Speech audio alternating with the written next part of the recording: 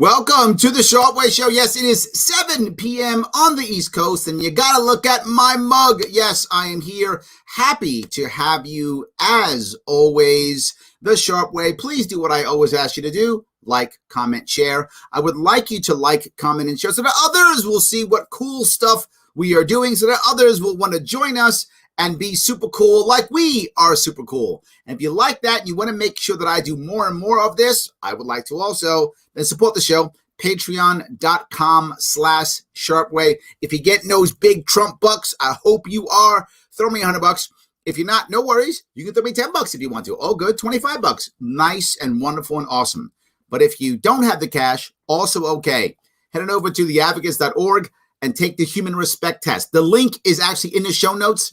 Just click that link. Takes you right there. It's 3 minutes. It's done. Share the human respect test. Let people know what's going on. It makes my sponsors happy. It makes me happy. And it's free. Really, can you beat that? You can't. You can try, but you can't. It's 3 minutes. Everybody's happy. And if you are someone who thinks that CBD products is part or should be part of your health regimen, head on over to grownselection.com. Type in Sharpe Way 20 when you make your purchase. Get 20% off. Make my sponsors happy. I think that'd be amazing.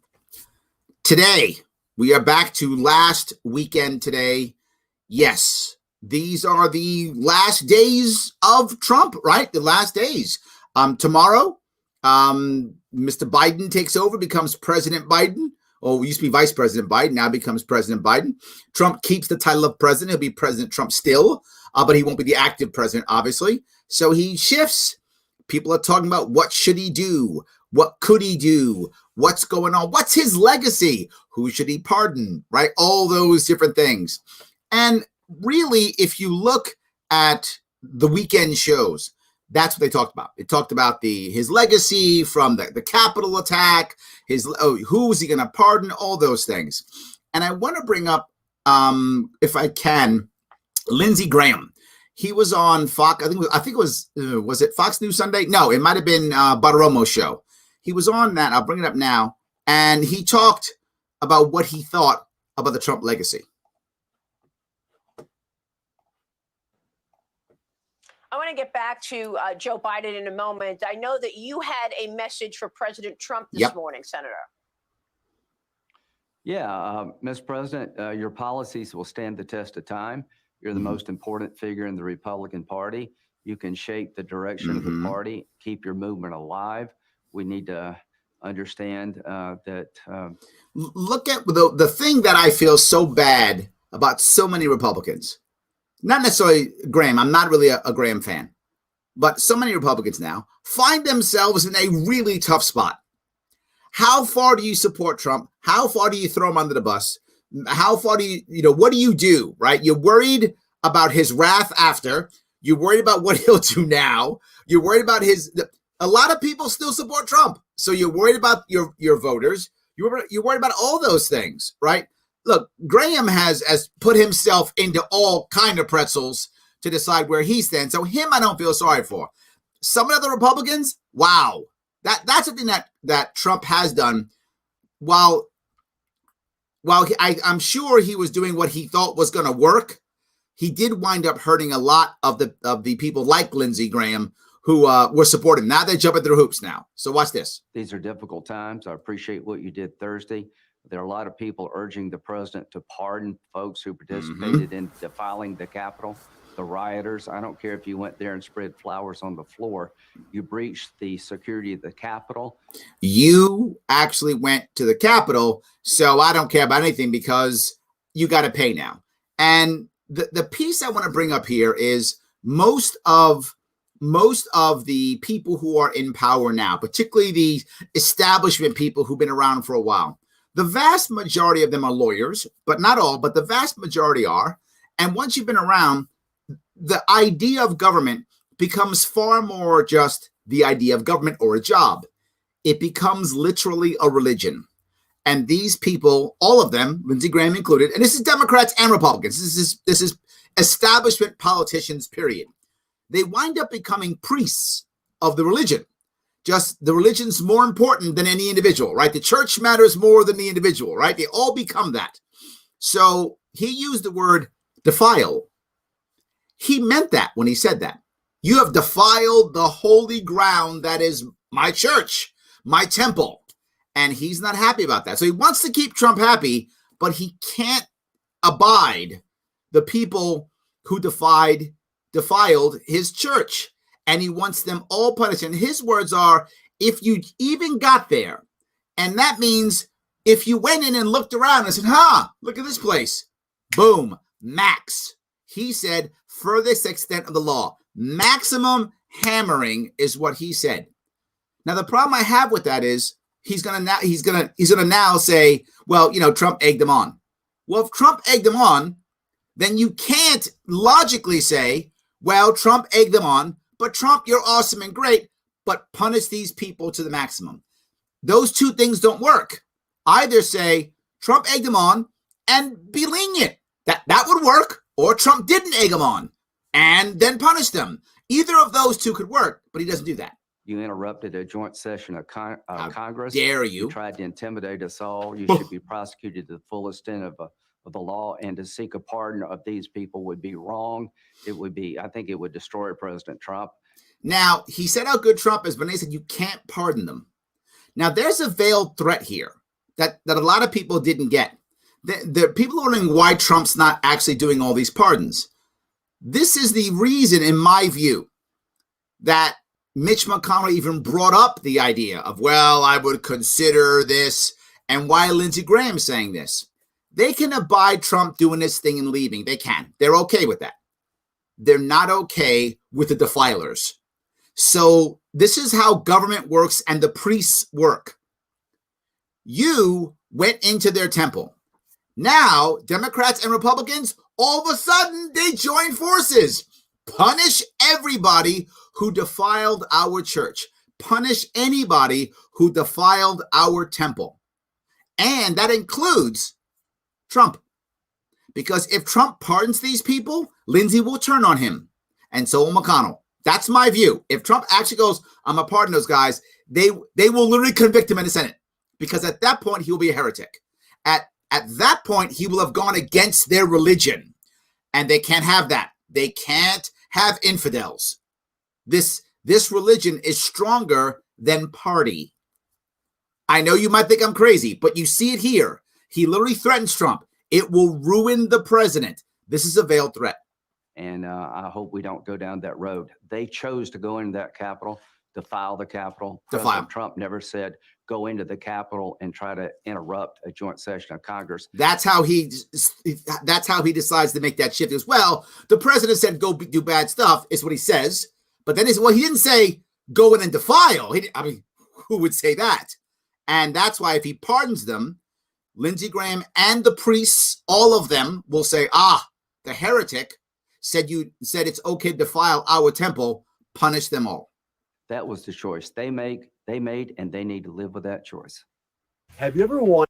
Yes, and now all of a sudden, I actually did not want to have anything that this guy wanted to give me. So yes, that was YouTube, guys. But that's what I wanted to bring up, right? This is an issue that I think a lot of people aren't getting. That this is about the church. This is about their religion more than even party. More than party. I think that's one of the reasons why Trump has been so quiet right now. He's not really doing much because he is worried. Absolutely. He is concerned. Let me grab some comments with it real fast if I can. There is a better chance that Trump pardons Joe Exotic, the Tiger King, before Assange and Snowden. I'm going to cover that piece, Aaron. You kind of jumped the gun on me on that one. I got something on that too, but sadly, you're right. I wish you were wrong, but sadly, I think you're right. Yes. I'm old enough to remember when the media called Trump a dictator for having the military in D.C. Aren't we all, Pete? Aren't we all? Yes. The Viking horns guy already has a higher approval rating than Congress. That's true, right? Congress is a very low approval. And this is the part that's broken for most of us. For most Americans, people can't stand Congress, but they like their congressman. So how do you get them out? You don't, right? That's the problem. But yeah, but this is my point. This religion that I'm bringing up, this idea of being a priest of this cult of government, literally is more important than approval ratings. Again, I'm not joking on that. This is more important than approval ratings. They would sacrifice approval ratings for the temple. And I think you see it there, right? Lindsey Graham is a wishy-washy sack of garbage. I would get that. Yeah, he has twisted himself in all kind of pretzels. First calling Trump the evilest guy. Remember the horrible things he called Trump? Then he's like, he's the best. Now he's like, he's an important president. Then he's like, whatever. I'm not sure where the hell he's going next. Right. Damn right. They committed a crime. Stop making silly arguments. Trump egged them on, and they chose to break the law. That actually lands, right? If you say it that way, at least that's an argument that someone can make. I'll buy that. Yes, here's your argument. Okay. Graham. Oh, he's like, well, they didn't, but they did, but he didn't, but they did. Yeah, go one way or the other. And here's going to be a problem with so many. For those who try to stay on that sideline, they're going to struggle. Those are the people who are going to maybe win their primary, but lose the election. That's what's going to happen for those types of people. You just got to do one or the other. You got to jump on the Trump train or off the Trump train. At least people get where you are, right? They'll get it. Okay, this guy's turned on Trump, or this guy hasn't. Okay, we got it, and we can handle that. And believe it or not, we actually respect it more, even if you're against us, right? If you're against me, whoever I am, you're like, I'm against you. Okay, you're against me. Got it. I get that. Or you're for me. Okay, you're for me. Got it. But it's when that wishy-washiness comes that now we start to be concerned. I think they should have actual arguments one way or the other, right? I agree with you. Yes.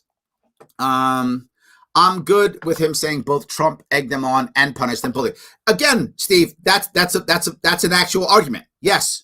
Both are good. Yes. Worried about destroying Trump? He's done, dude. I'm not worried about destroying Trump. I'm not. What happened. I'm moving forward. I'm personally not worried about them destroying Trump, but I think a lot of Trump supporters are, right? I've been open with who I voted for months ago. I've already said I voted for Joe Jorgensen. That's what I did. And I was going to do that months ago. So that's not what happened. I knew I was going to lose.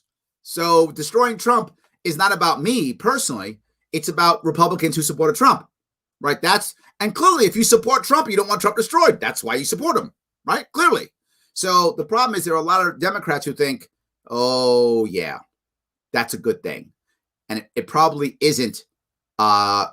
It's not good to gloat, is what I would say. So they already did turn on him. That's true also. The establishment, and I hate to say it, but I'm going to say, actually, I don't hate to say it. I did say this. I did tell you all this, that if Trump lost the election, I told you, the establishment will turn him immediately.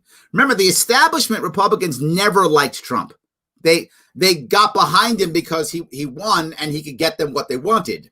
But they never liked him, ever. And now that he lost, now stab him in the back, they can go back to what they thought. I think that's exactly right. So, all right. Hold on. See if I can keep going down here about that. It's our temple, so punish them all. Ooh, Steve. Nice, my friend. That's a good one. I like that. Nice. There we go. Why is politics religion today? We don't get our rights from, I'm assuming you're going to go with government. Yes. Okay. Yes. I think because we've made it that in a way. And there's a part, this is years ago, that someone who I respect tremendously told me this. He said, Larry, you got to understand something. The way fractured media is, and I've been talking about fractured media for, again, years, how the media is more and more fractured.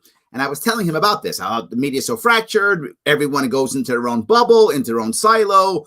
We only hear certain areas like this and like that, and we don't do this, we don't do that. People don't have a TV anymore. They only watch this or they watch that. He said because of that, you're going to find people like politicians become almost like rock stars, the rock stars of the day. And I said, okay, I hear you, but why? And he said, because they're the ones who can easily cross all media. And I was like, that is correct. Got it. That makes a lot of sense. And I think you see that now, right? Can you really think about a very popular movie star recently? There aren't many, right? Because they're either on Netflix or you're not watching movies anymore, or they're on Amazon Prime or something like that.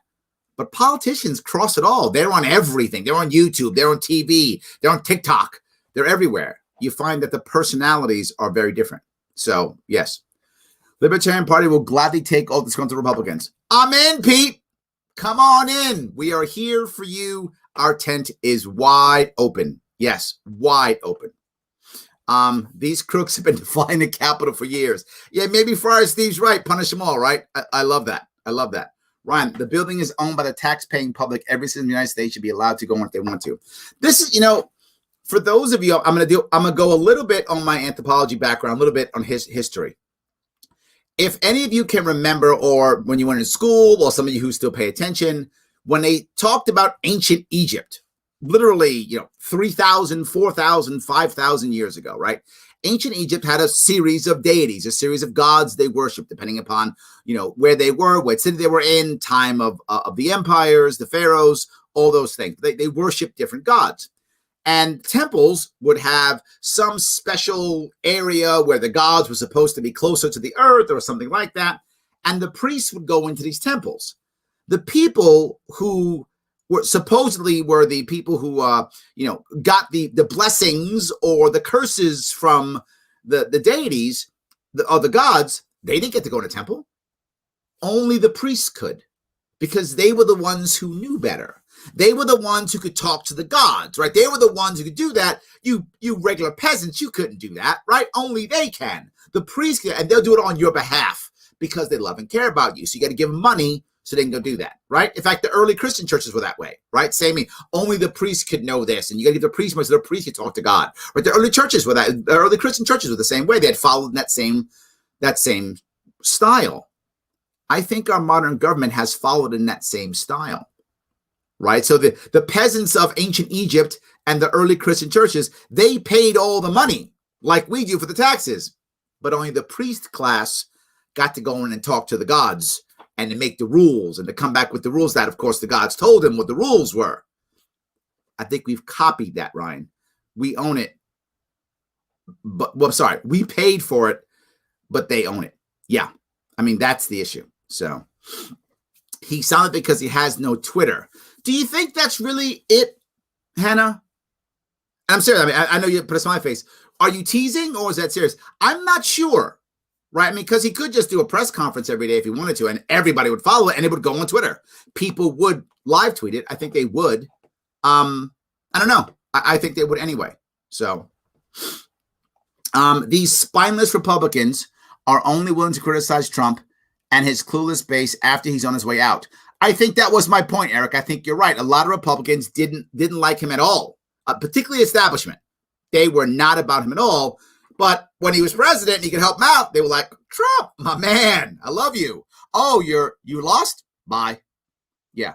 Where were they the last 4 years sucking up to demagogue? Yes, I think many of them thought I can get what I want, and then they did that. Brennan says, an attack on the Capitol while they were counting electoral votes is an attack on all voters. They wanted to silence my vote and overturn it. So F them. I hope they get the vax. I get your emotion, Brennan. I do. My worry is there were literally thousands of people who went in there. I mean, are you going to put thousands of people in jail? We can. We've done it before, right? I mean, it's not like America can't do it. 100% we can. But what's the benefit, right? We take 1,000 of these people, put them in jail because they made an attack on the Capitol. And now what? They all become, so now I went to jail for X number of years. Now I love democracy. Now I'm a Democrat, whatever, right? No, I think they just get worse in believing that the system has screwed them. And that's what most of them believe, right? The system has screwed them. So now they believe even more the system has screwed them. Do we want to put some of them in jail? Yes, I think we do. All of them? I think Lindsey Graham is 100% wrong saying anybody who walked in there should get the maximum. I don't think it's the right answer. And Brendan, I think the answer is you get a couple of them symbolically, put them away so that somebody pays for it. The harshest guys who said the harshest things, who had the harshest, intentions, you put them away. And the rest you say, guys, look at what happens when you do this. It doesn't work. If you want to be heard, this is the wrong way of being heard. If you want to change the system, this is the wrong way of changing. Go change it another way. I think that's how you get the people to not double down on being this way. That's what I think. So every district is too scared of the other party to vote against the rep center. It's sad. Also true. Yes, absolutely. I think it's a very good point. I want to grab a little bit on Fareed Zakaria. Fareed this weekend talked a little bit about what can happen to the Trump Republican Party, as many Democrats are like, yay, it's over, we've crushed them. And I agree with Fareed here. I don't think that's the case at all. I think Trump did some damage, and that's true, particularly the last couple of weeks, but I don't think the party's finished at all. But maybe I'm wrong. This is what Fareed thinks. Could it be that Donald Trump has finally pushed the party to a breaking point? People assume that political parties are immortal, but they can and do die. So he's saying maybe this is the end, right? But watch. The Federalist Party was, in a sense, the United States' first political party, led by Alexander Hamilton and John Adams.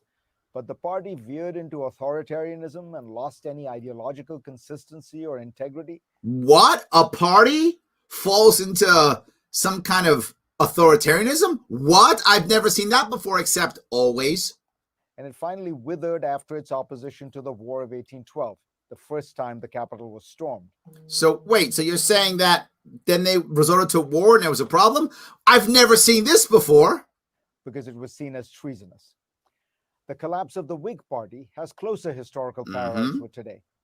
Founded in opposition to Andrew Jackson, the Whig Party contained both pro-slavery and anti-slavery factions. So a party was established to try to get away from what they believed was an authoritarian.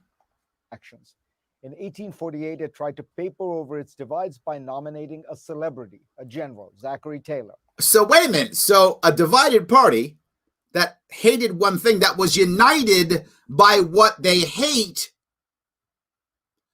nominated a celebrity. Where have we seen this before? Where have we seen this before? The next step is for the Democrats to nominate a celebrity, right? That's the next stop. The next step. The Oprah is going to happen next, or something like that, right? That's the next one, right? So that's going to happen. Or what's the other guy who's always talking? Sean Penn, right? He's going to be the guy they nominate next, right? So some celebrity like that, the Democrats are now going to nominate. This is what happens when parties are more united by what they hate than what they stand for. And you know this to be true. If you self-identify as Democrat or Republican and you hang around those worlds, you know what united Republicans was their hatred or their fear. Maybe fear is a better one, but also maybe hatred of socialism. And Trump became the poster child for stopping the socialism, right? That he became the poster child for that. So they got behind him. What united Democrats? Democratic parties broke up into factions too. What united Democrats? Hatred of Trump. It wasn't they all think the same thing. They all hated Trump. So when you have a country and parties that don't stand for much, but instead are all united by what they either fear or hate, this is what you get. A slaveholder who hadn't been involved in politics and was opposed by most of the Whig establishment. Wait a minute. A popular guy who was opposed by the establishment? I've never seen that before. Although he would go on to win the election, his nomination itself led anti-slavery Whigs to defect. Eventually, they helped establish the Republican Party. So the Whigs were created because they were afraid of or didn't like an authoritarian. Then the Republicans were created because they were afraid or didn't like an authoritarian. And by the late 1850s, the Whigs had shrunk into oblivion. Could these parallels hold today? Well, the modern Republican Party has long harbored several factions that live together uncomfortably. Libertarians, evangelicals, states' rights advocates. And he put libertarians in the Republican Party. Did you see that? Boo! We're separate. We're not the same. Boo, Fareed. And let's be frank, racists. They have been... Had to add racist. Remember, he is a lefty. I know some of you get mad when I bring on Fareed, but the stuff he says makes sense. Get his data. I know some of you get mad. Able to paper over the divides for decades. But in recent years, two factors have propelled the party into crisis. The first is that the Iraq War and the global financial crisis broke the back of the Republican establishment, Democrat opening too. the way for Donald Trump, Yep. who appealed not to discredited party elites, but to the base Yep. with the help of raw cultural and racial rhetoric. The second factor has Yes. been the increasing awareness of its leaders Mhm. that the Republicans are not really a majority party anymore. This is the part I really wanted to bring up, which is important to understand, right? I know he has to beat up Trump because he hates Trump, and I get it. I'm not mad at him for it. It's who he is. What the part I want to bring up here is a lot of people don't get this. A lot of people don't understand. And I've been saying this for years, and now he's just validating what I've been saying. The country has been moving left heavily since 2008, 2009 crash. It's been shifting left. And as it moves left, the Republican Party has become a minority party. That's been happening for about 20 or 30 years, but a lot in the last 10. So I know a lot of people go, oh my God, there's nobody. They were like, Trump in a landslide, Trump in a landslide. I'm like, if Trump wins this thing, it's not in a landslide. The country is too far left. The percentages are too high. And here we'll continue. In a trend unprecedented in American history, the Republican candidate for president has won the popular vote only once in the last 8 presidential elections. Now, that's a lot of years, guys. Right? That's 30 years. Think about that. In 30 years, the presidential candidate has only won the popular vote once. And that's the point I wanted to bring up. There is a way for us as the Liberty Movement or the Libertarian Party or Libertarian Movement to begin to say, hey, start looking at us. Start looking at us now. In 2004, in the wake of 9/11 and in the early days of the Iraq War. Absolutely. Nevertheless, the Electoral College and the... So I don't need to go any further for this. I just wanted to bring that piece up to see that there are changes within America now that are actually that the country has been going left for a long time. However, now Democrats are going to control the majority of the country now, right? Meaning they're going to control the three branches of the national government. And I know people say, well, wait a minute. They'll lose, right, in the midterms. They always do. I don't know if they will. I don't. And there's, I guess, a good and a bad side to this. The bad side is I don't like one-party rule, Republican or Democrat. I'm sure if you're Republican, you're happy with Republican rule. If you're Democrat, you're happy with Democratic rule. I'm happy with neither. I don't want one-party rule, period. I don't want it. I think it's a terrible idea. I know many of you would disagree with me, but that's where I stand. I don't want one-party rule. I have it in my state. It sucks, right? I don't want that. It's a terrible idea.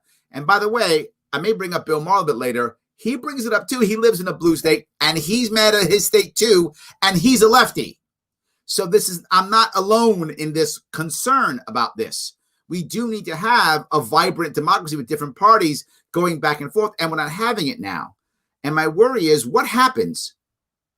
Do we come to a point where the Republican Party is so internally broken that people can win the nomination but can't win the election, and then we only have one party rule? Now there is some warm and fuzziness here with the horrible response to the COVID lockdown. A lot of people are leaving cities and moving back out into suburbs and into rural areas. With that, there is a chance, I think a realistic chance, the country will begin to not shift left so fast and to come back towards the center or even towards the right, which now should hopefully break that up and get more Democrats, Republicans together to mix and match. And of course, if there was a decent third party, then everything would become better in general. Absolutely. So let me take some questions. I mean, some comments and some questions if I can. So, all right. See if I can keep going. Free Ross. Yes, Andrew. Absolutely. I do like your Killdozer picture there. You know, it's Ulbricht. Did I get his name right? Ulbricht, the guy who did Silk Road. Absolutely should pardon him. Should pardon Snowden. Should pardon Assange. 100%. They should all be pardoned without question. Yes. So I heard that Biden wants to place restrictions on lobbyists. I haven't read into it, but it sounds like a good thing. I'll believe when I see it, though. The problem you have is this is a branch problem, Paul, and not a root problem. The root problem is the tax code. That's the root problem. If you had a simplified tax code that wasn't 70,000 pages long or however long it is, it's something like that, then there'd be no need for lobby. Well, there'd be a reduced need for lobbyists. Most of these lobbyists are trying to get their dollars in some way through the tax code in some way, shape, or form. You simplify the tax code and just, X%, whatever that is, period. And a lot of those lobbyists go away. The other ones are looking obviously for regulations and such. But if you make a shift where you simplify the tax code, that cuts a chunk of lobbyists out. And the second piece is you change regulations into credentialing instead of regulations. And all of a sudden now the market begins to decide what's valid credentials and such. So lobbyists now have to not only go to DC, but they also have to go to other organizations who also credential. It becomes a whole lot more expensive, right? And also you can't control all of these organizations. Finally, the more you decentralize, the better it is also. If you decentralize, right now, if you go to Washington and you're able to lobby to get your company to buy something or to sell some of the case may be, you got the whole country. Big deal. That's a lot of money. That's worth putting money into it. But if you actually had to go to each state or each group individually, that's a whole lot harder. It isn't worth it. So you will have less lobbyists. If you take those three things, you reduce lobbyists, probably 90%. If you could do those three things, those are roots that will make the branches die. It becomes not worth it. So they won't do it. So yeah, I don't trust. Whenever Biden says it'll just be more rules, which means the average lobbyist like you or I who wants to go, get something done will be punished by regulation and go to jail. But the large company that has, law firms that can get through everything, they'll be fine. The regulations will just punish the small one. That's all it is. So that's what will actually happen. So I hope that answered or dealt with your question, I guess, or comment. All right. Wokeness is a cult just as Trumpism is. I think you have a valid point there, Lance. The left isn't really a cult of personality. While Trumpism, if you want to call it the Republican Party, has become more of a cult of personality, the left is more of a cult of an idea or a concept more than personality, which is why when Democrat falls, it's easy for others to pick it up because they pick up the wokeness, right? I got the wokeness flag, so we can follow you because you have the wokeness flag. Anyone who wants to be a Democrat, somebody has to go, see, I'm woke, and then it's good. They, give their virtue signaling to the wokeness, and they can be okay in the Democratic world. The Trump world's tougher because Trump lost. So now, do you still support Trump? Do you not? Do you play the Lindsey Graham game and kind of bounce back and forth? It becomes a whole lot harder. A whole lot harder. So, see if I can keep going. Let's see here. Not you, Larry, responding to Graham's comments. Oh, okay, good. Thank you. Still good. I'm glad. I'm happy to go back and forth either way. So, would you be in favor of a presidential pardon of Ross Ulbricht? There we go. I got his name right. Yes, I got it right. 100% yes, I would. As I mentioned, absolutely should. Yes. And Assange, Ulbricht, yes, absolutely. I believe he should pardon all of them. And to be forward, this, before the election, I was like, I hope he doesn't pardon them before the election. Because if he had pardoned Trump and Assange and Snowden, if Trump had pardoned Assange and Snowden and Ulbricht, a lot of libertarians would have voted for Trump. In which case, our candidate would have gotten even less votes. And she did bad enough. We don't need to pile on to that. But if he had done that, I think he might have won the election before. That might have given him enough libertarians who would have turned and gone and gone to him. Who knows? He might actually win the election. So, but it's over. Pardon him now. Pardon him now. I love it. Yes. As great as that sounds, we will still have to deal with 4 more years of corruption, foreign conflicts, and mass spending. Yeah, that's kind of happening either way, which is why, people wanted me to either get behind Trump or condemn Trump. And I was like, either way, Jimmy, we got this either way, right? And if you lean right, it's better. If you lean left, it's better if your guy wins, right? So if you lean right, it's better if Trump wins. If you lean left, it's better if Biden wins because they both lean your way. But you're still getting this. And if you lean right and you get Biden now, it's fine. 8 years from now, you're probably going to get a Republican, right? And if you like Biden, great, enjoy your time because you're probably getting Republican soon.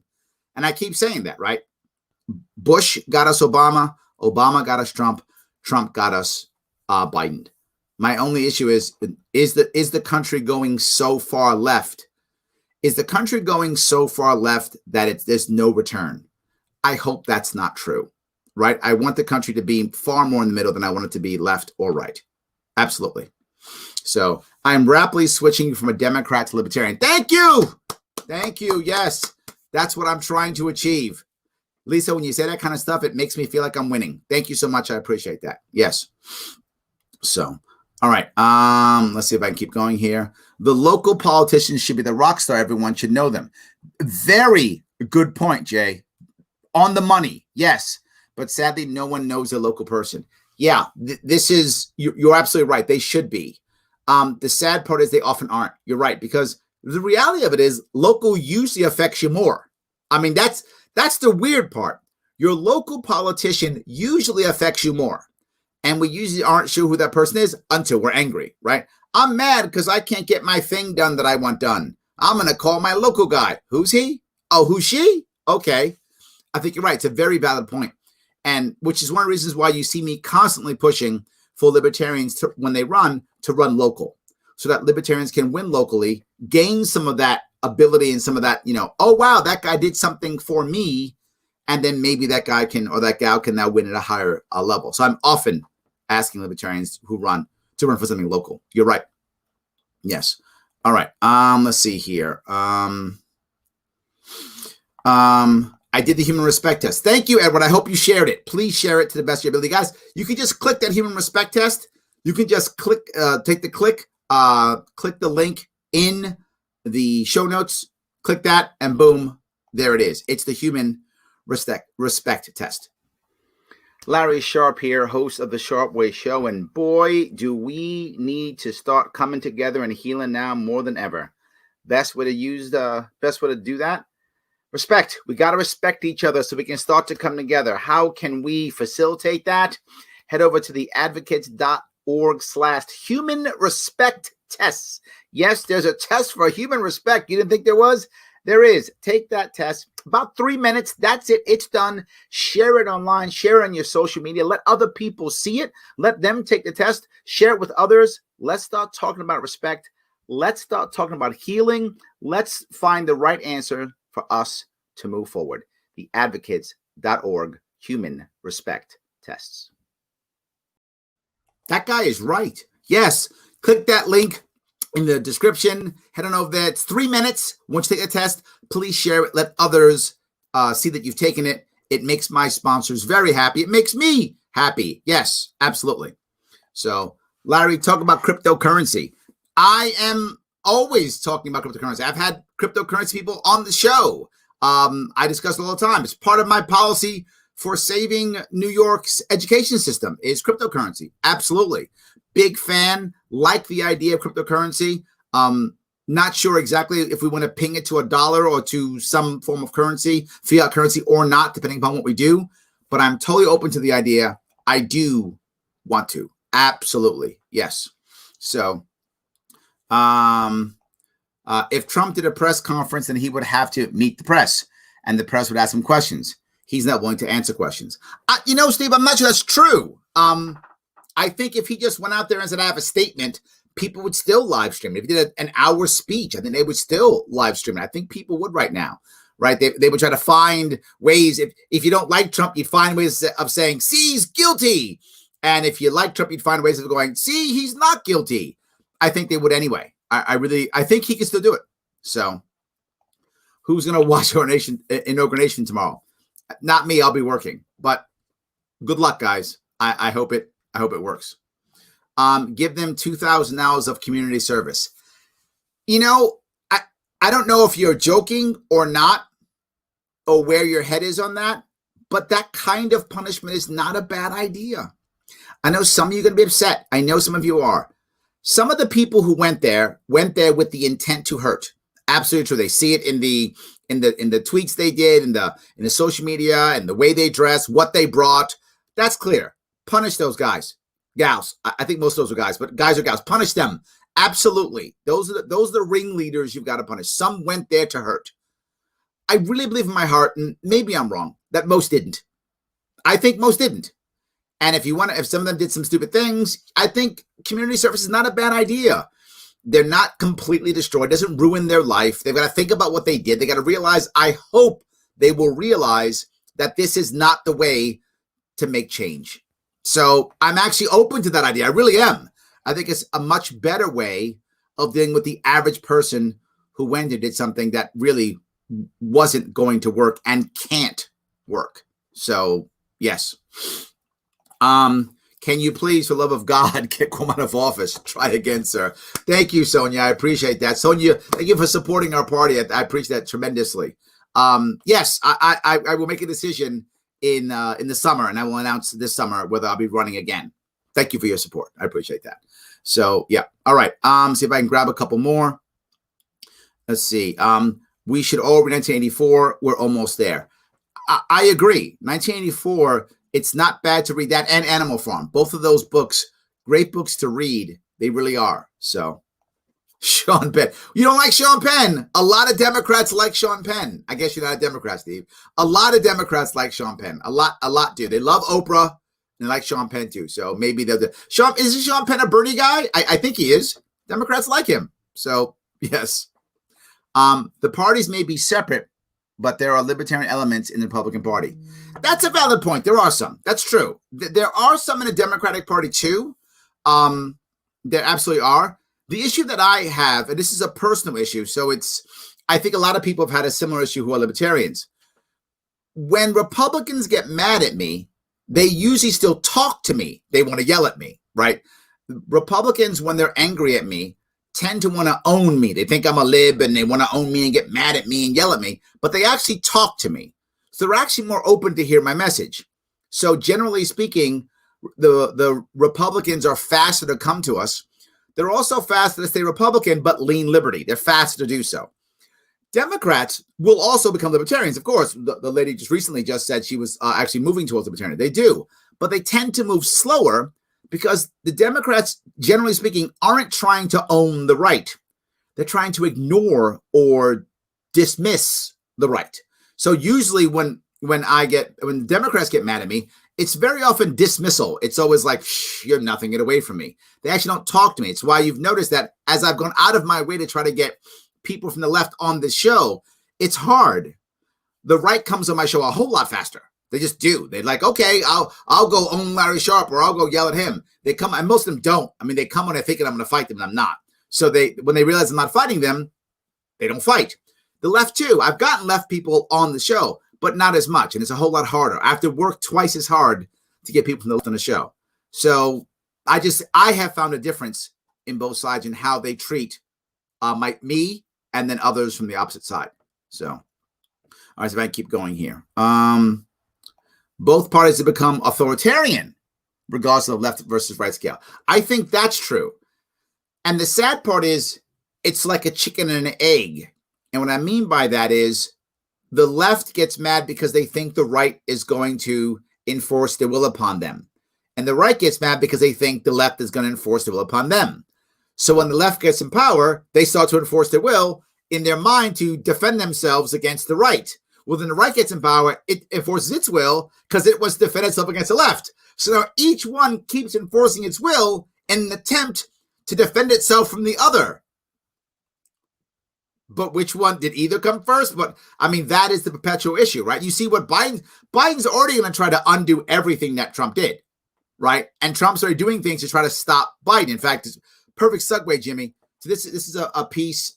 This I think was it Fox News Sunday? I don't remember when this was, but this was talking about this is a recent Fox News talking about the policy that Pompeo was just put in play here regarding the Uyghurs of China, right? And this is just recently.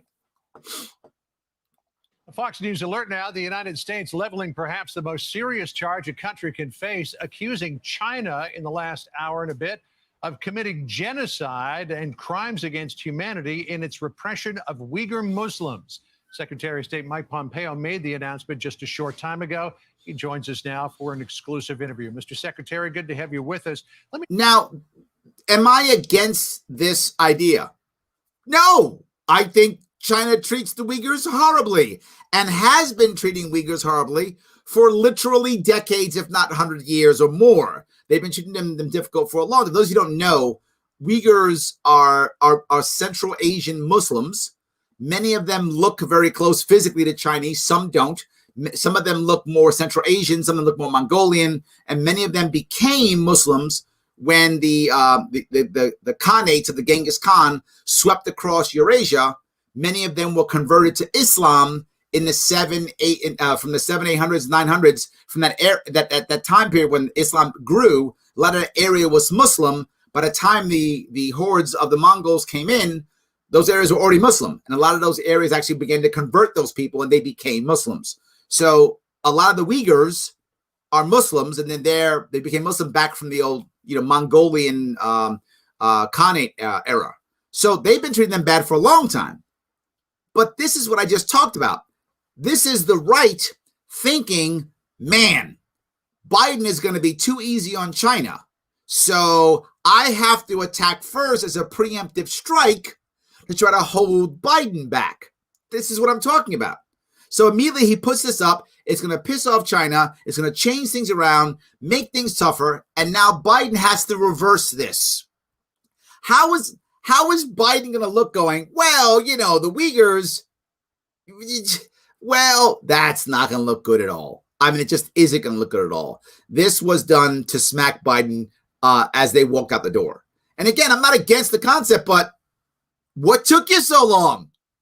Like, I figured this out, I don't know, 5 years ago, maybe longer. I don't remember. I know it's gotten worse recently. It's true. Now it's a problem.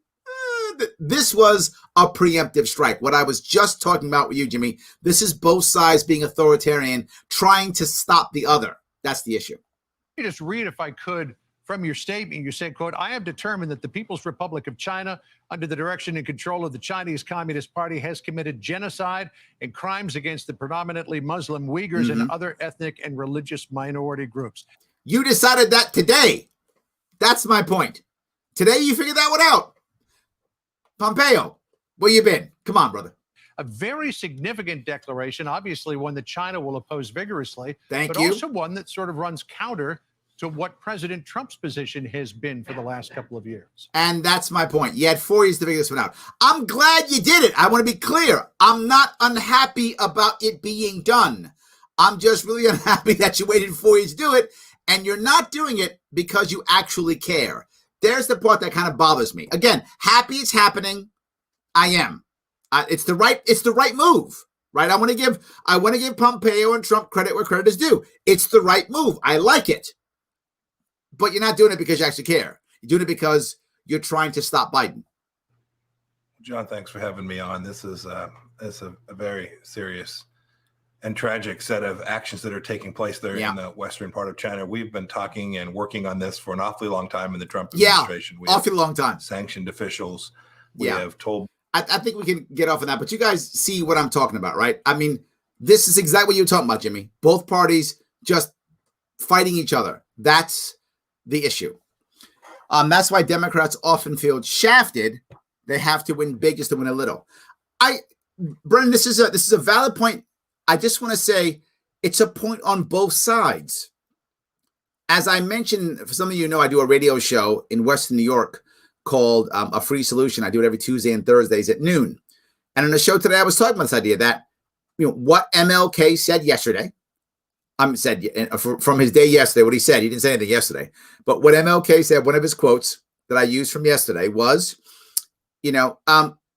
violence or riots are the voice of the unheard. So when people feel shafted, they do things that people shouldn't do. And then when they finally win, they want to jump on the car and be excited because they won. And we need people to be heard far more, Brennan. That's really an issue. Yes. Josh, still waiting on Dems to bring up voting on ending no-knock raids and unqualified immunity. See, Josh, that would mean actual change. And you're asking for too much.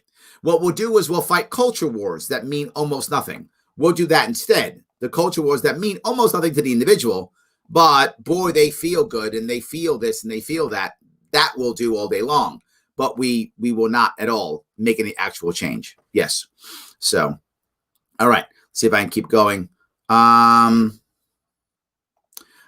will lose in the midterms, Libertarians and Republicans. Spoilers. You think that's true, Ron? I think there's some evidence of that. But the problem I have with that statement is that it puts the blame on libertarians. But the blame shouldn't be on libertarians, right? The blame should be on the Republicans and Democrats. They've made a system to where that's basically all we can do.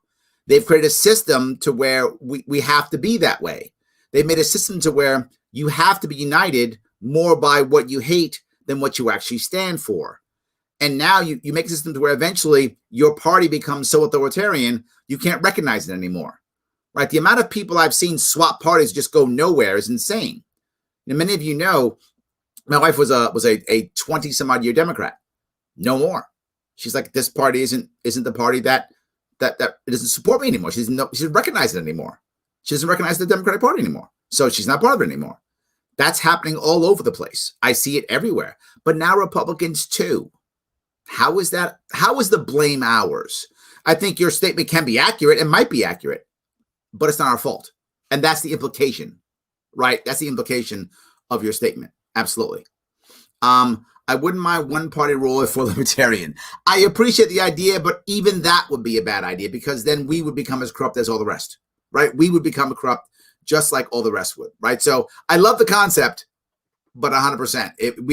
We would wind up being the bad guys then, right? We wouldn't be able, no one would be able to recognize us.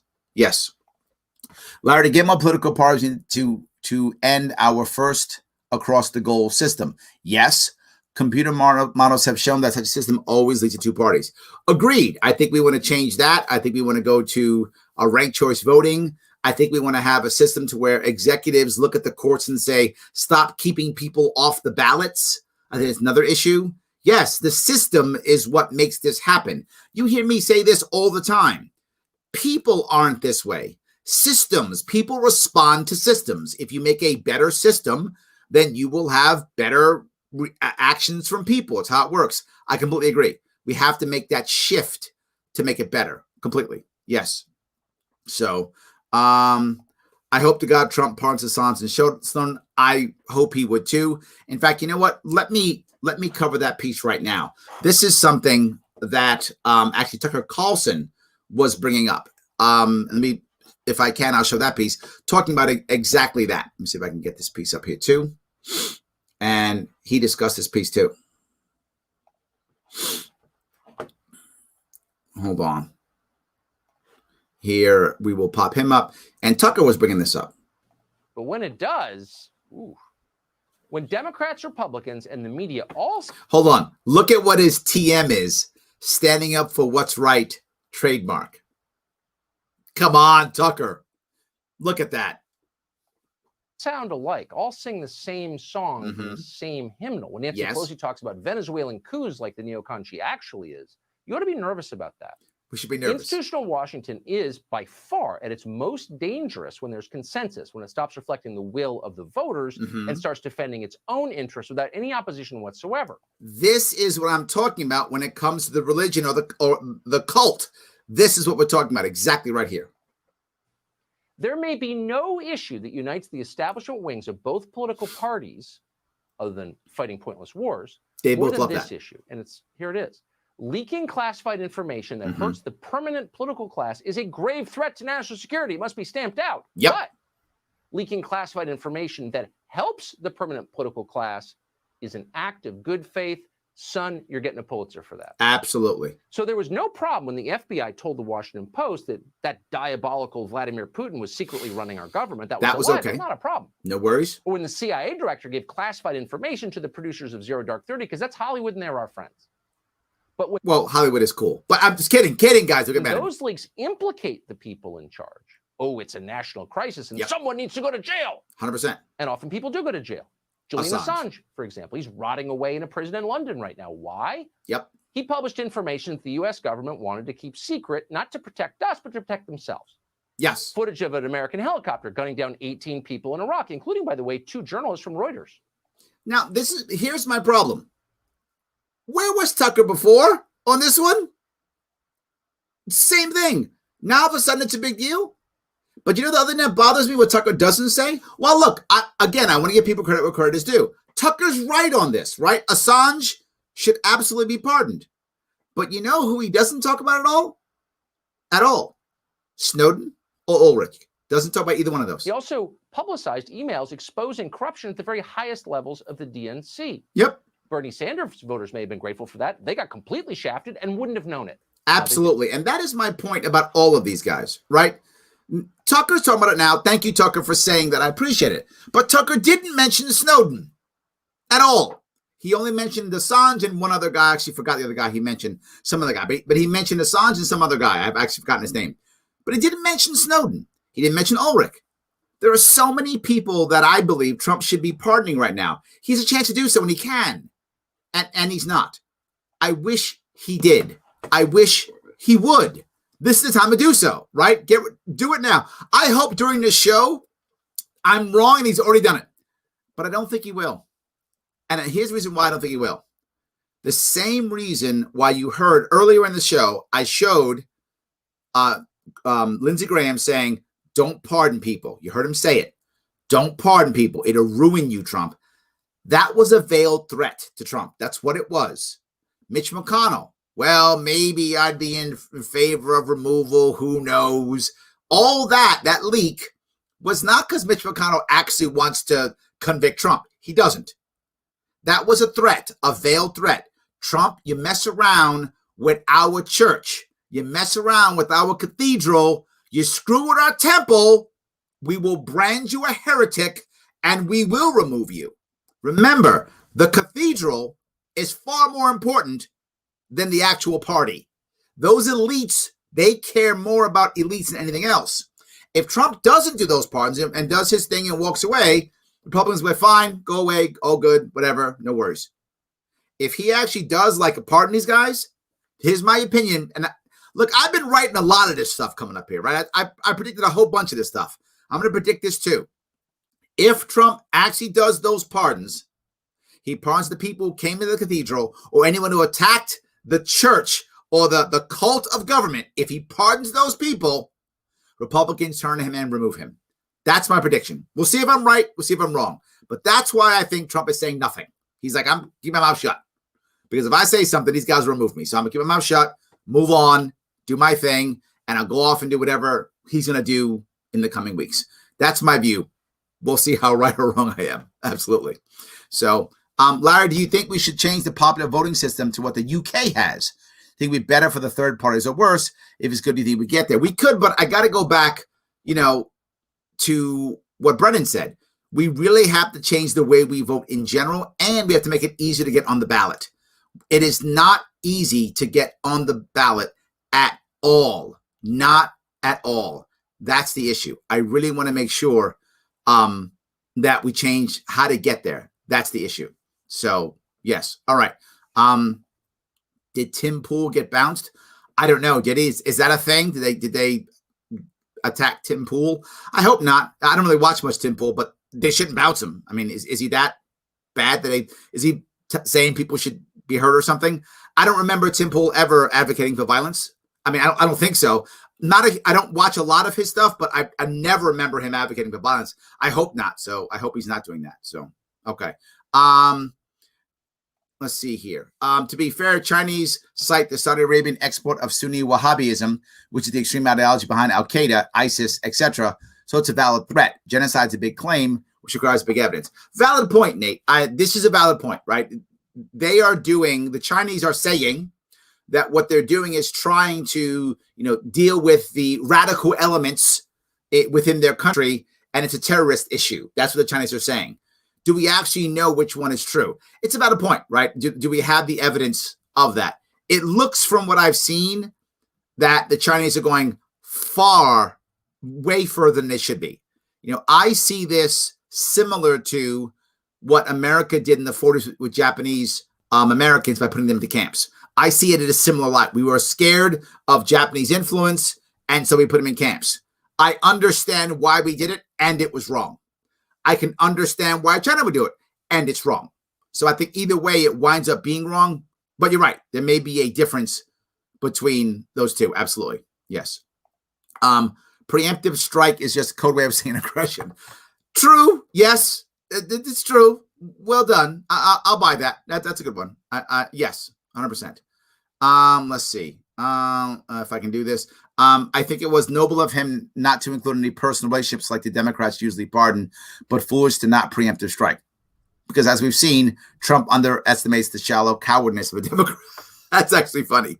I don't know, Tracy, to be clear about. He's got some time. He might still do some stuff. I don't really know. I'm not sure. Yeah. Libertarians, socially liberal and physically conservative. That's why I can support them. You've brought up a very valid point, Brendan. People often say, how in the world can the libertarians win elections? How can they win?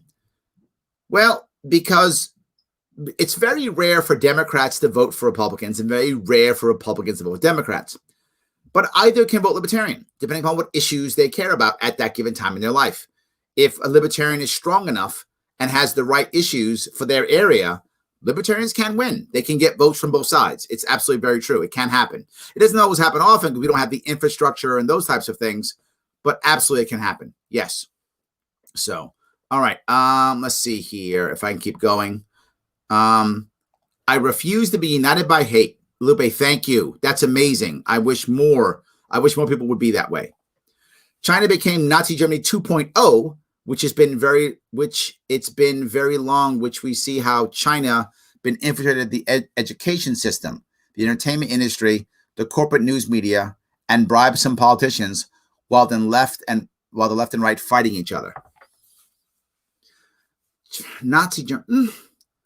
I think there's a parallel. I'm not sure I would go Nazi Germany, though. I mean, there's a parallel with some, Han Chinese issues, but they're not militaristic in that regard. I mean, they do try to take over things, but they do it via the market and money. They don't use, guns and tanks and such. So I'm not sure. The camps, Uyghurs are really only Western China. And they also exploit their own just as much. It isn't just, the bad guy of the day, right? For the Germans, and that's Germany, it was either the gypsies and, of course, notoriously, massively, the Jewish population. I don't see that in China. So maybe, I think I'm not sure I would buy it. It's close, maybe. I'm not sure I would buy it, though. Yeah. So, all right. Let's see if I can keep going. People talking about spoilers of it. Yes, absolutely. I'd vote for you for president. Thank you, my friend. I appreciate that, Donna. Thank you very much. I do appreciate that. Yes. You can put lipstick on re-education camps, but there's still re-education camps. Valid point, Tom. Absolutely. Absolutely. Yes, libertarians are the best hope for change in gerrymandered districts. Just need more media exposure. 100%. We've got to do more and more and more. Yes.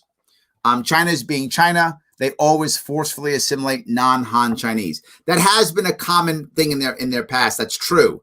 Han Chinese, for those who don't know, Han Chinese are the largest ethnic group in China.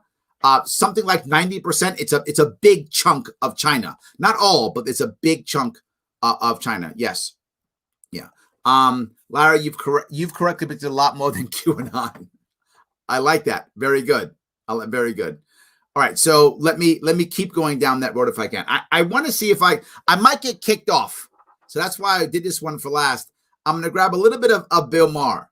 Sometimes when I do Bill Maher, either Facebook or YouTube throws me off. Depends. So I'm going to try to not do that. Before I do that, I want to pick up this one piece, which is very important. Chris says, not a fan of the socially liberal branding. It implies that you yourself must be socially liberal to be in the party. And that may not be the best message to pick up Republican defectors. I prefer to use socially tolerant. Well, to be forward, I don't use either of them. I don't think you ever hear me say, socially liberal or socially tolerant or any of those things. What I say is you can be as liberal or as conservative as you want to be. Just don't force your view on others. But the party tends to be overall, if you just go with the party tends to wind up becoming kind of socially tolerant and kind of physically conservative. It becomes that kind of by default as everyone gets together. That's kind of how it ends up, if that makes any sense. But I don't use it because there are many people in the Libertarian Party who are hardcore conservative in almost every way, but they just want to be left alone. And you find many people who are hardcore liberal. They just don't think the government's the right way of making their utopia pop up. So you do find both sides in the party, right? Because they just don't think government is the answer to what they want. Generally speaking, you find the Libertarian Party leans the opposite of the establishment in that area. So the Libertarian Party in New York obviously is a blue state, tends to lean red, opposite of the state. The Libertarian Party in Oklahoma, red state, tends to lean blue. It doesn't mean everybody in Oklahoma Libertarian Party is leftist. I'm not saying that. But overall, the party tends to lean more left because we are the anti-establishment party by default. But that also goes to the National Party too. People have been mad that the party has been leaning left recently. Yeah, there's been a Republican president. Yeah, we go anti-establishment. Has the Libertarian Party now probably going to start leaning right again? Why? Democrat president. That's probably going to happen. You're going to see a lean. We're not going to go left or right. It's not who we are. It's not what we do. But I think you will begin to find that lean anti the establishment, right? Libertarian Party attacked Trump a lot. He's president. Libertarian attacked Obama a lot. It's going to attack Biden a lot. We are the anti-establishment party.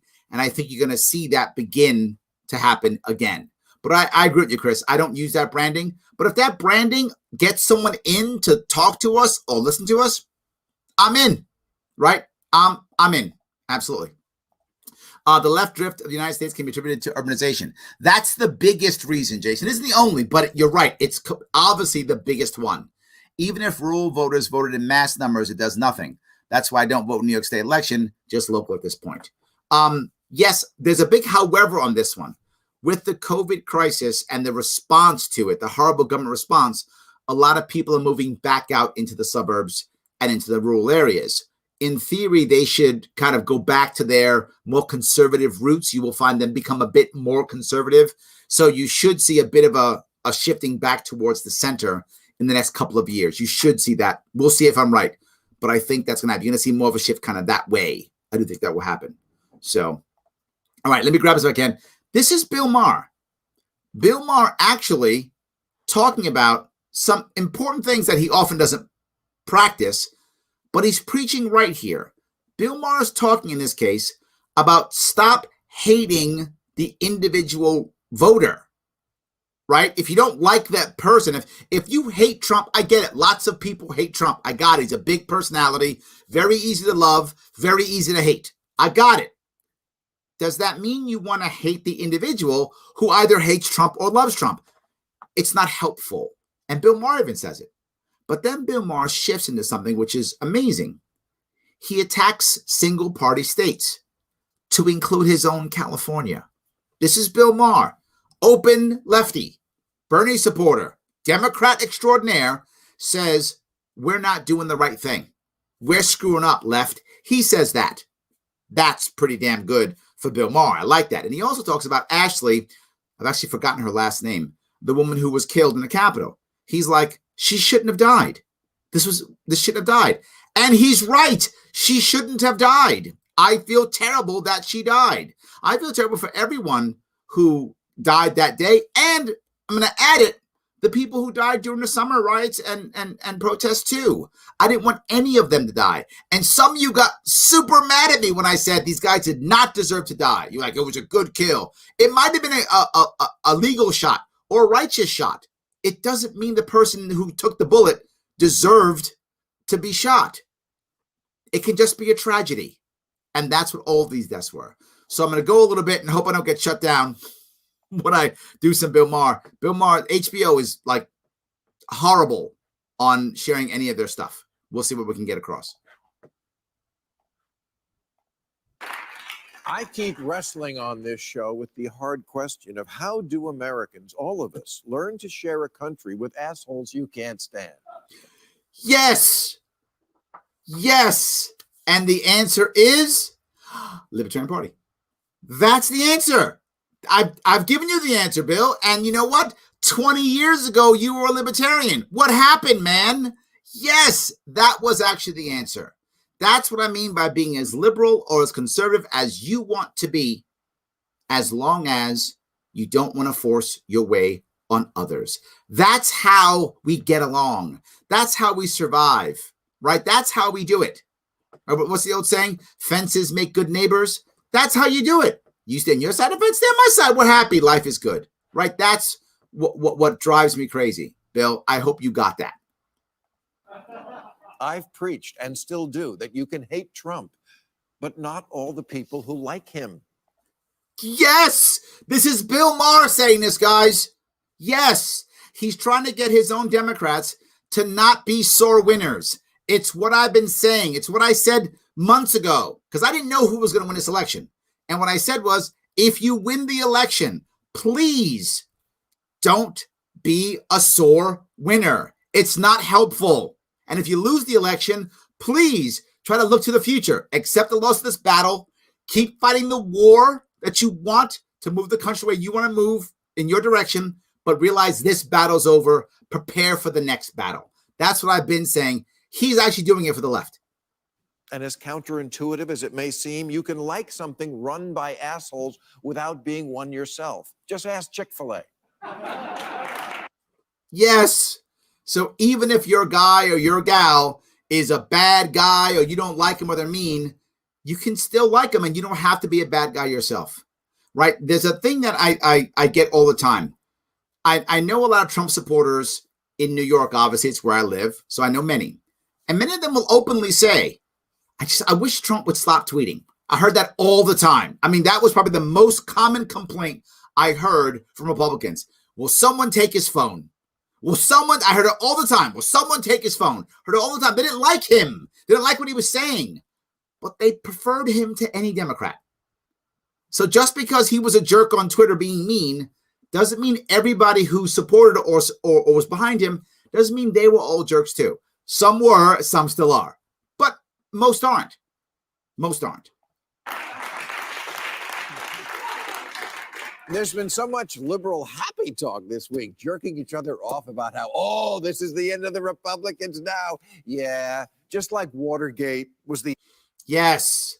Now he's taking what Fareed said. Remember Fareed from earlier? Everyone thinks it's the end of the GOP. He's like, no, it's not. Don't be dumb, right? They're not finished. It's not over. You still have to live with people. Stop being bad, right? Instead, realize they're just people. They're your neighbors, right? If you're a Trump supporter, there's someone in your neighborhood who thinks Biden's great. And if you're a Biden supporter, there's someone in your neighborhood who thinks Trump is great. That's kind of how it works. The end of the Republicans, and Bush after Katrina was, and now it's Trump.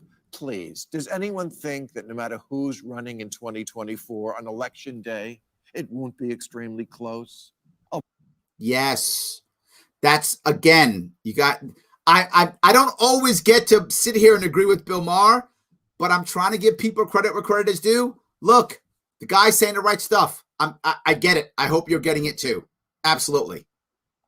But anyone out there, a quadrillion zillion dollars it will be, because 74 million Trump voters are not self-deporting.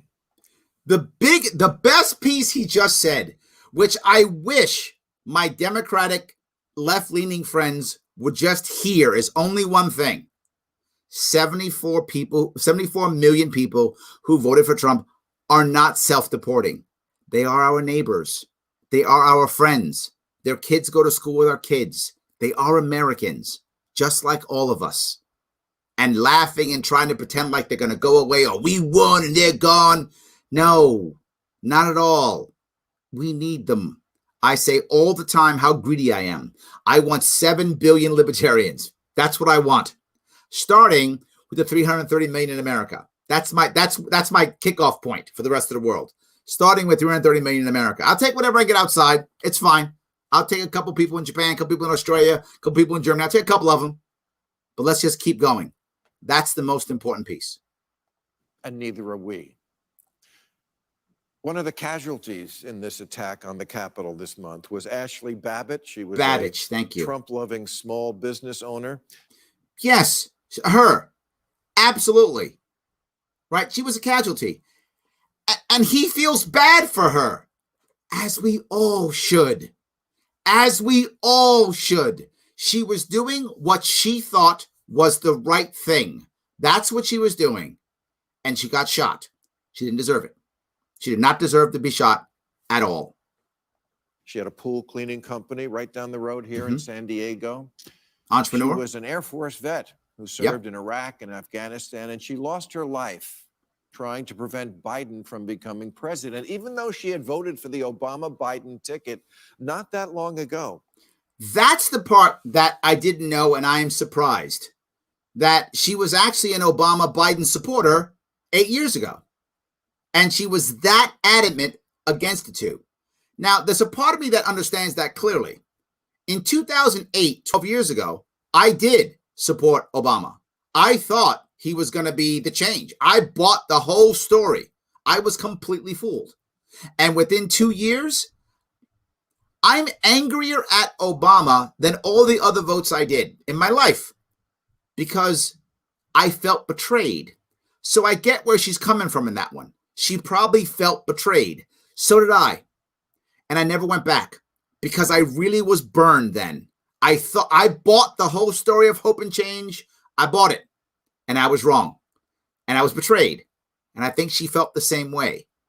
But I didn't turn mine into violence and Trump. I turned mine into libertarianism, right? I took my shift into libertarianism. I think probably because I was more independent in the past. But anyway. But somehow she came to believe that if Joe became president, horses full of Greeks would rape our women and Georgia would go communist.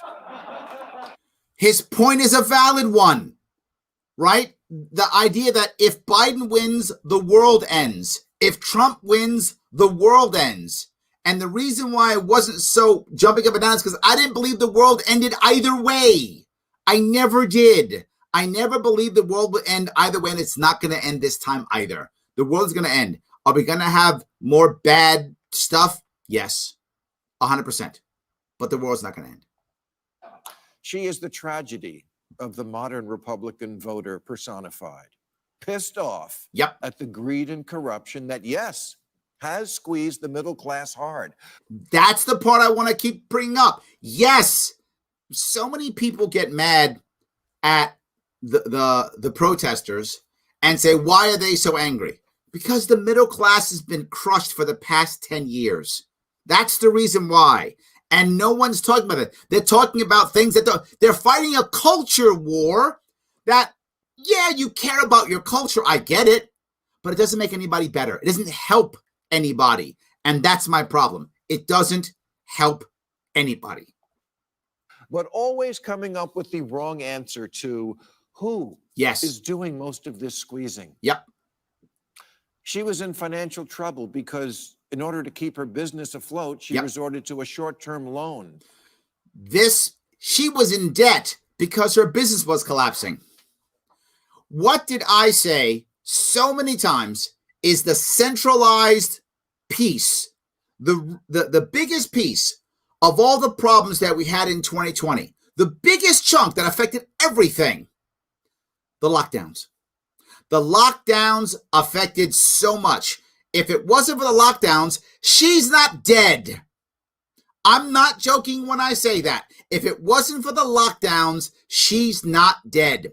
Because if there's no lockdowns, you know what she's doing? She's not in debt and so angry enough to go down there. And she has an open business, so she has to go to work. She can't go down there. She's not dead if we don't have lockdowns. There's no summer protests. There's no summer BLM riots. None of that stuff exists if there's no lockdowns.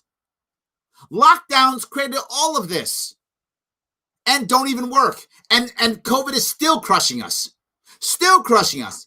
Government incompetence at every level is what's been crushing us.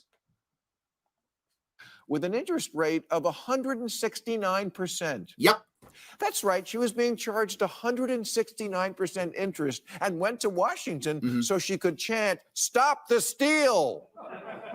As you might laugh at that, that's my point.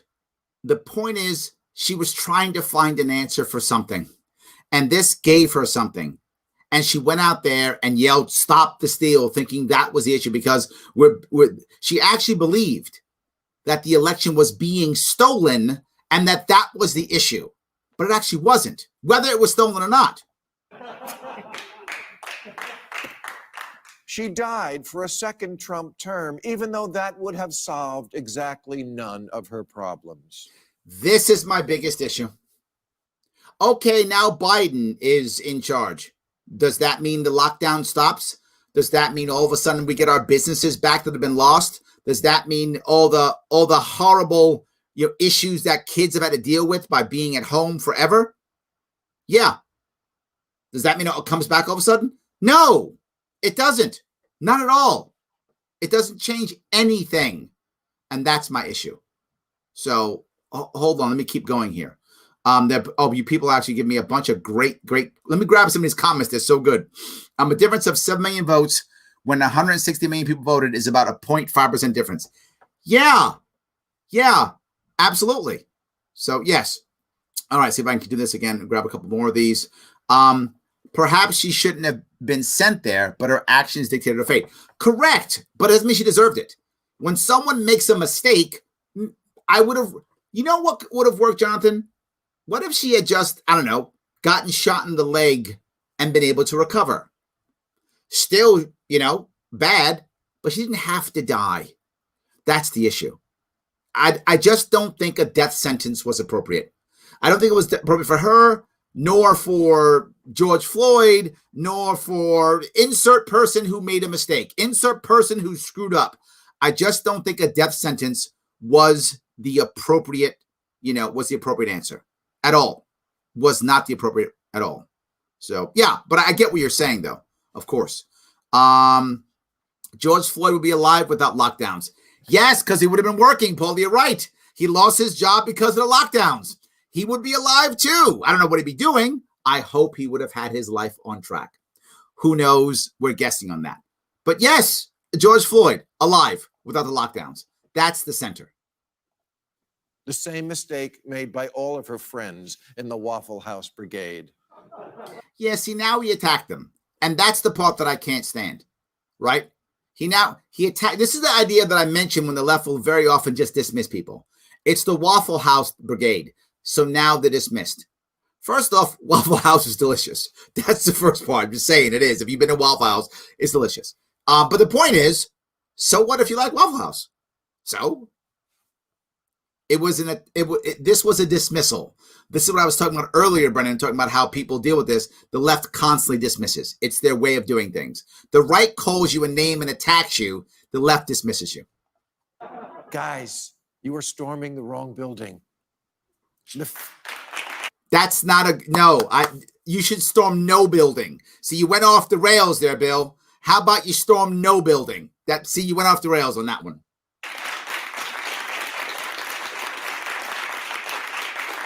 The feet up shouldn't have been on Pelosi's desk. They should have been on Trump's tanning bed. Look, I don't mind that joke because that's a joke that attacks Trump. And I'm okay with that. Trump's the guy on the top. He gets the hate. I got it. No worries. Why do you have to attack? Why do you have to insult his supporters? He just said don't hate them, and then he dismissed them. So a little hypocritical on that one, Bill. You should have just said nothing and moved on. You thought Trump was going to be your bull in the china shop? Yeah, he was, but you were the china. That's the problem. So, should Ashley Babbitt have applied better logic in seeing that her real problem in life wasn't pedophile Democrats or Antifa, and that people like Elizabeth Warren were actually the ones who were at least trying to do something about predatory lending and economic exploitation? Well, he has a valid point in that. He does. He has a valid point in saying that she was looking at the wrong thing. But he brings up the wrong idea. He says, should she have had better logic to figure this out? No. And what I mean by that is the left and right aren't helping. The right is joining right in the left's culture war, just running right in. They're both doing culture wars against each other, and neither of them's actually talking about anything, right? Elizabeth Warren might be talking about, fixing predatory lending. She might be talking about it, but that's that much of what she ever talks about. The rest is all culture war stuff. They'll talk about culture war stuff. The left has gone out of its way to make you feel that if you're not an educated person from the city, that you're worthless. Literally, he just did it. The Waffle House Brigade. That wasn't done as a descriptor. If he had said, a lot of those people like Waffle House, that would have been a descriptor. He didn't say that. He went to Waffle House Brigade. He dismissed them. Why in the world would Ashley want to join a tribe or a party like that would say she's part of Waffle House Brigade and dismiss them? That's the reason. That's why she couldn't hear anybody else say anything, because the Republican Party said, I'm happy to take you. Democratic Party said, get away. Now, to be forward, Republicans do the same thing when it comes to people of color. They are not good. The only person who was decent at it at all, believe it or not, was Trump. I don't sound, some people just think I'm nuts when I say that, but some of those people did. They were okay. The rest, no. Yes. But not everyone can watch MSNBC all day. Also true. She had other priorities like fighting overseas. Yep. And look, now he's giving her respect, which is what he should have been doing, giving her respect the entire time. If the left would spend more time giving the right respect, they'd be more open to hear them. If the right would give the left more respect, the left would be open to hear them. That's the critical issue. Give each side respect, and they will be able to hear you. That's the issue. maybe since all politics is local, all she knew was that she lives in a state that seems to care more about her toxic whiteness than her toxic brokenness. And yes. that the state that's run entirely by Democrats? Yep. This is the part I wanted to say that I thought was so important. The biggest piece of what he's saying is he's actually saying that they were more concerned about her toxic whiteness than her toxic debt. The culture war is what's destroying us because it doesn't help anybody. This is the problem. And we have to fall back and actually instead have real policies that help real people. That's what I really want. Real policies that help real people. Culture war is important. I get it. You feel like your culture is being attacked or lost, whatever. I get it. But in reality, what's going to help you or me is not the culture war. It's actual policies and respect for who we are and trying to get this country back on track. I hope this entire, hour and a half I've been here yapping at you, showing you what the weekend is showing, will let you know exactly what we need to be doing. And it's not culture war. That isn't the answer. It's actually listening to each other. Stop insulting. Start talking. Realizing that the person in your neighborhood, there's someone in your neighborhood who loves Trump and someone in your neighborhood who hates Trump. That's a guarantee that exists. And some people in your neighborhood who don't care at all, who are like, whatever, and didn't even bother voting. And they're all Americans, and they're all important. Absolutely. Guys, I want to say thank you so much for today. I appreciate everything you guys have put up. Sonia, I wish the left and right would educate instead of insulting. Yes! They get nowhere with by insulting. I agree completely. Absolutely. Thank you. We should end on that, Sonia. You just wrapped the show up. I appreciate that. Guys, I want to say thank you so much for today. We should educate much more than we should insult. We are still all Americans, even though I'm sure some of you drive the others insane. I'm sure I drive some of you insane, 100%. But I hope you know that I care. I hope you all care. I will see you all tomorrow.